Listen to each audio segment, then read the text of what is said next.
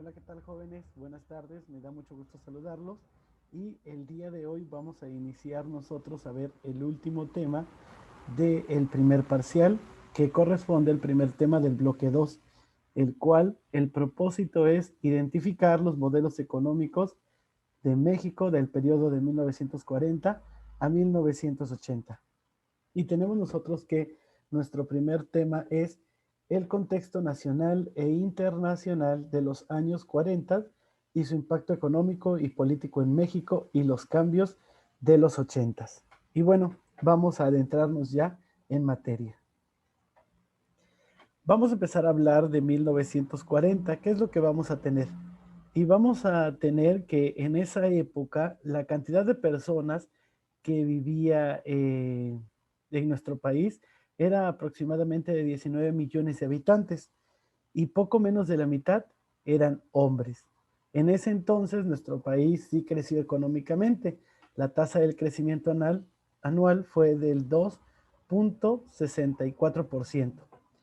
Tenemos que decir que nuestro país en 1940 era un país que se dedicaba a la agricultura. Era un país que podríamos catalogar como rural. De estos aproximadamente 19 millones de habitantes que éramos en el país, o bueno, que eran en el país en 1940, 13 millones de personas vivían en el campo.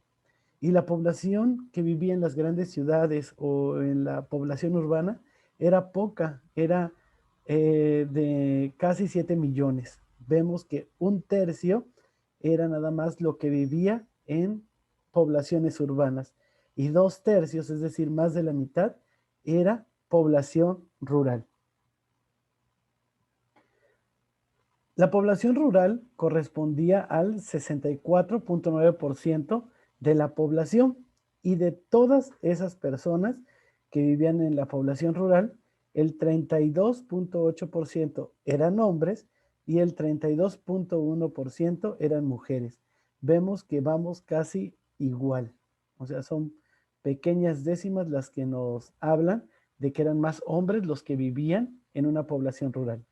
Y ahora tenemos que del 35,1% de la población urbana, el 16,5% eran hombres y el 18,6% eran mujeres. Ahí sí tenemos dos puntos porcentuales que nos hablan de que la población urbana eran más mujeres.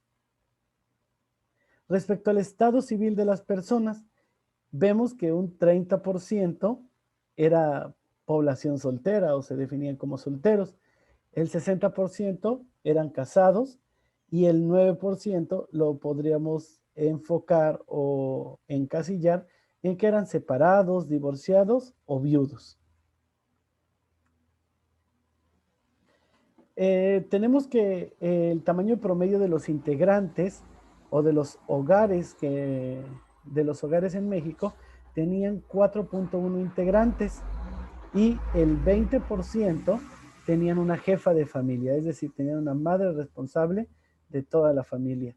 Y en el año 2000 subió a 20,6%. El día de hoy, vamos a verlo más adelante en nuestra materia, que ha subido este porcentaje de manera considerable.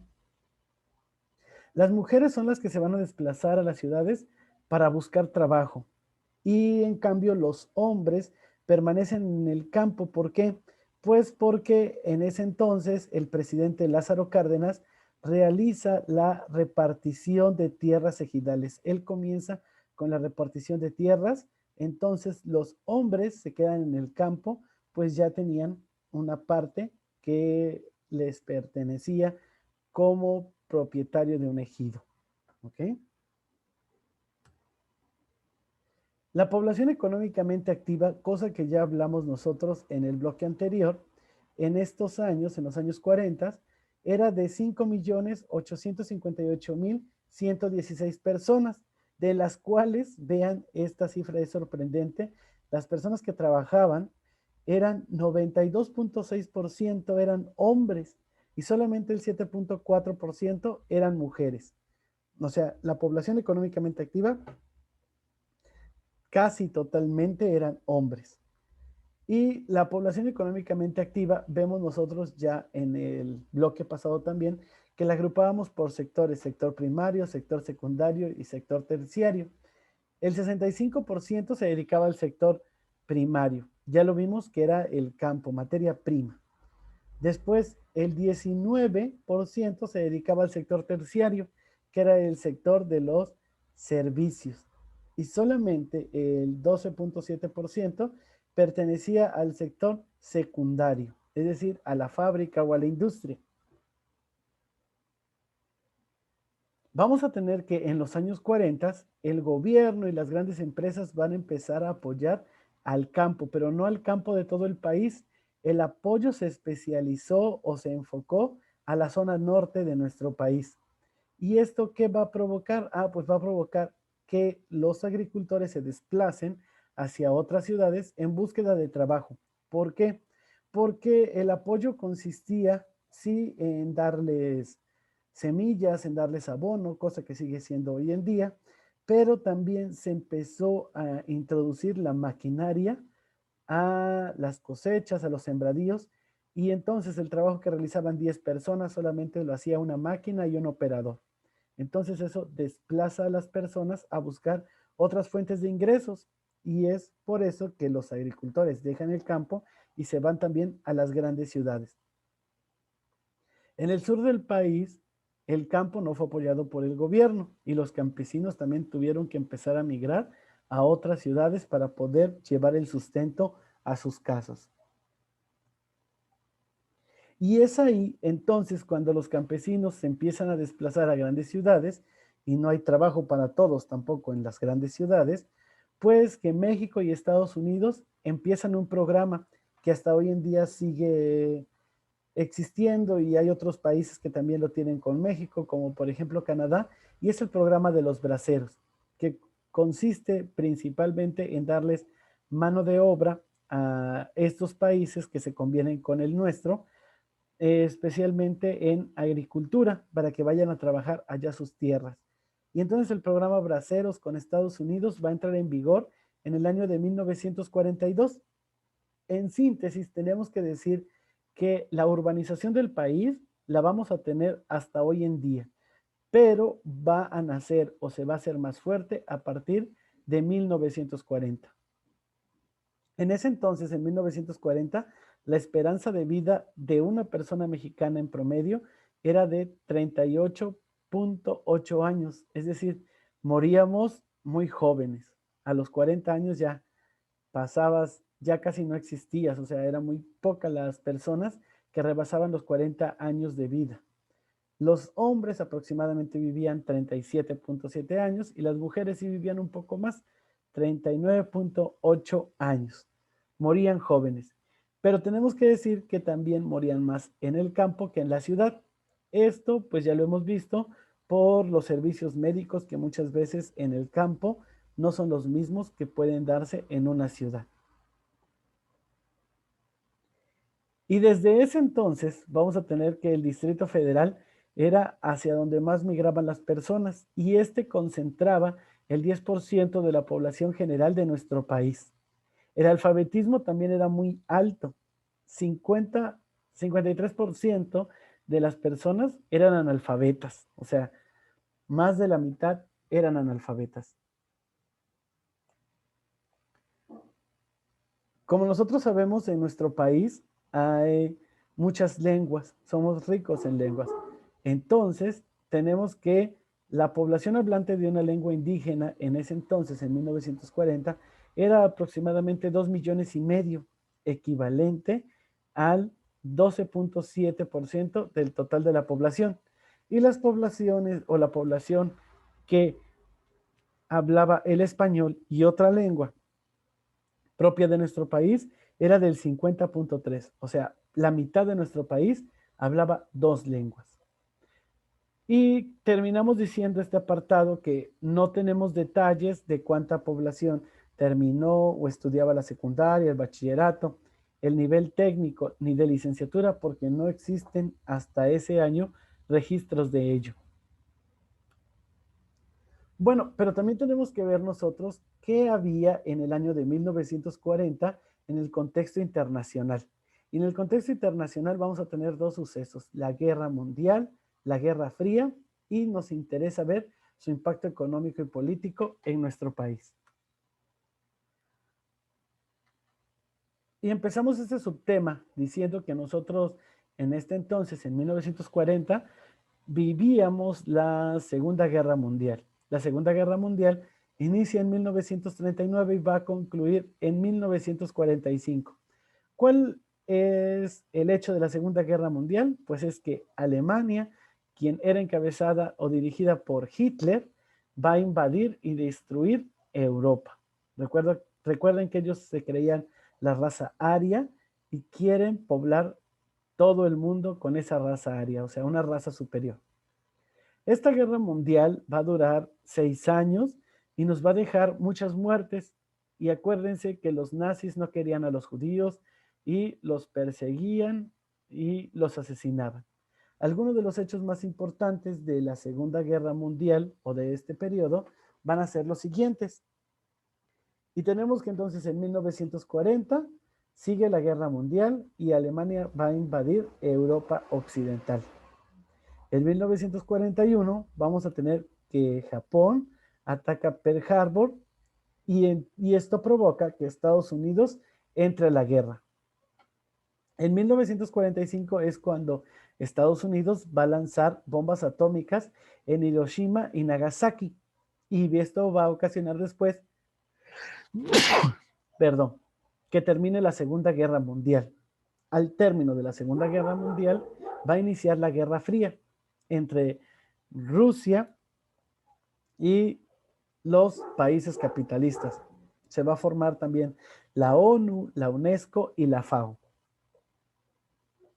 En 1946 vamos a tener nosotros la independencia de Indochina. Perón en Argentina va a iniciar un programa de sustitución de importaciones. En 1947 vamos a tener el Plan Marshall para la recuperación económica de Europa. En 1948 va a ocurrir el asesinato de Gandhi, pero también vamos a tener la Declaración Universal de los Derechos Humanos. Se va a crear la CEPAL, la OEA y la OMS. En 1949 tenemos la Organización del Tratado de Atlántico del Norte, la OTAN, alianza militar encabezada por Estados Unidos.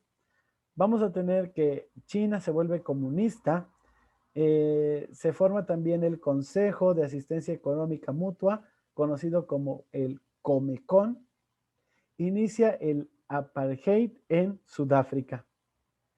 Por último, vamos a tener que en 1950 tenemos la Guerra de Corea y existe un tratado entre la URSS y China. Al terminar la Segunda Guerra Mundial, como una gran catástrofe mundial, pues va a provocar en todo el mundo, o específicamente en esos países que entraron en guerra, la hambruna, el poco trabajo y una crisis mundial. Como resultado de la Segunda Guerra Mundial, vamos a tener que dos países se van a colocar como potencias, Estados Unidos y la URSS, la Unión Soviética Rusa, los cuales van a estar compitiendo entre sí en lo militar, en lo político, en todo van a competir, y a esta tensión entre estas dos potencias que se vuelve mundial, se le va a conocer como la Guerra Fría. ¿Ok? Bueno, ¿México qué hace? Pues México aprovecha que Estados Unidos queda como potencia mundial y se vuelve proveedor de Estados Unidos. México le va a dar a Estados Unidos materias primas y fuerza de trabajo. En este entonces, México vive una estabilidad política. Ahora vamos a conocer cuál es el México de los años 80 y vamos a poder ver una comparativa con los años 40, que fue lo primero que hablamos en esta clase. En 1980, la población total de nuestro país era de 66.846.833 personas. Y recordemos que en 1940 decíamos que eran 19 millones. Esto nos habla que la población se triplicó.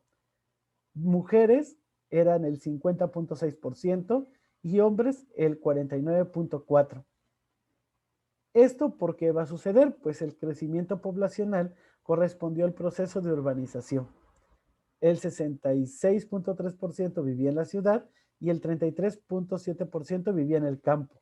Vemos cómo cambia. Ahora la mayoría vive en la ciudad y los campos empiezan a quedar poco a poco sin personas.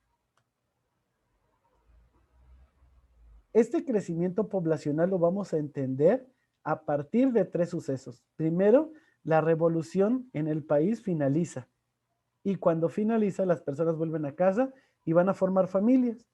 Después vamos a tener también que la tasa de mortandad infantil va a disminuir. Los niños al nacer ya no mueren tan rápido.